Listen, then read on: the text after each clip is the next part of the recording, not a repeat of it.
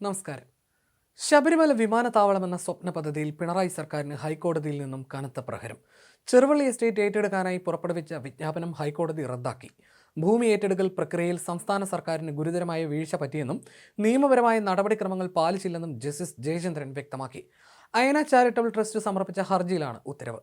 ചെറുവള്ളി എസ്റ്റേറ്റും പുറത്തുള്ള 307 ഏക്കറും ഉൾപ്പെടെയുള്ള ഭൂമി ഏറ്റെടുക്കാനുള്ള നീക്കമാണ് ഇതോടെ അനിശ്ചിതത്വത്തിലായത്.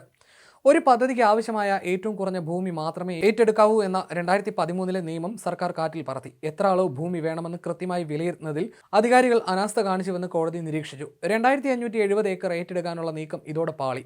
സാമൂഹ്യ ആഘാത വിലയിരുത്തൽ റിപ്പോർട്ടും വിദഗ്ധ സമിതി റിപ്പോർട്ടും നിയമവിരുദ്ധമാണെന്ന് കണ്ടെത്തിയ കോടതി അവ അസാധുവായി പ്രഖ്യാപിച്ചു.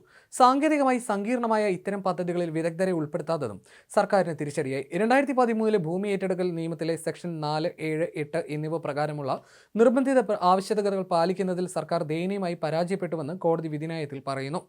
സാമൂഹിക ആഘാത വിലയിരുത്തൽ സംഘത്തിൽ സാങ്കേതിക വിദഗ്ധരെ ഉൾപ്പെടുത്തി പ്രക്രിയ ആദ്യം മുതൽ തുടങ്ങാനാണ് കോടതി നിർദ്ദേശിച്ചിരിക്കുന്നത്. നഷ്ടപരിഹാരം നൽകുന്ന കാര്യത്തിലും കൃത്യമായ നടപടി വേണമെന്ന് കോടതി പറഞ്ഞു. വിമാനത്താവളം വേണമെന്ന പൊതു ആവശ്യത്തോടൊപ്പം നിൽക്കുമ്പോഴും നിയമം ലംഘിച്ചുള്ള സർക്കാരിന്റെ നീക്കങ്ങളെയാണ് കോടതി തള്ളിക്കളയുന്നത്.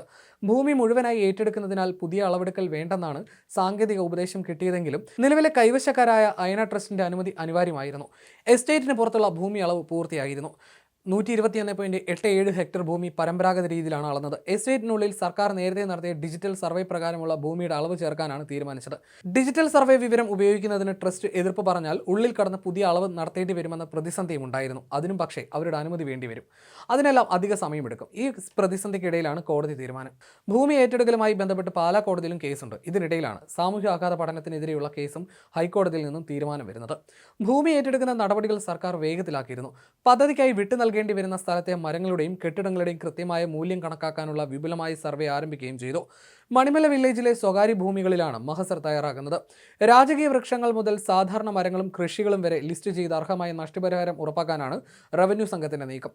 വീടുകളുടെയും കെട്ടിടങ്ങളുടെയും മൂല്യം പൊതുമരാമത്ത് വകുപ്പും തേക്കും ഈട്ടിയും പോലുള്ള രാജകീയ വൃക്ഷങ്ങളുടെ മൂല്യം വനംവകുപ്പും മറ്റ് കാർഷിക വിളകളുടെ മൂല്യം കൃഷി വകുപ്പും നേരിട്ടെത്തിയാണ് തിട്ടപ്പെടുത്തുന്നത്. ഇതെല്ലാം ഇനി നിർത്തേണ്ടി വരും.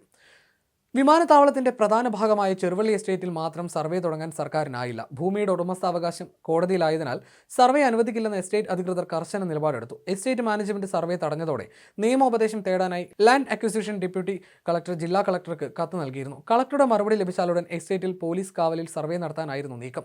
ഹൈക്കോടതി ഇടപെടലിലൂടെ ഇത് ഇനി നടക്കാത്ത സ്ഥിതി വരും. ചെറുവള്ളി എസ്റ്റേറ്റിലെ 916.27 ഹെക്ടറിന് പുറമെ എരുമേലി തെക്ക്, മണിമല വില്ലേജുകളിലായിട്ടുള്ള 121.876 ഹെക്ടർ സ്വകാര്യ ഭൂമിയും ഏറ്റെടുക്കാനായിരുന്നു വിജ്ഞാപനം. ഇതാണ് അസാധുവായി മാറുന്നത്.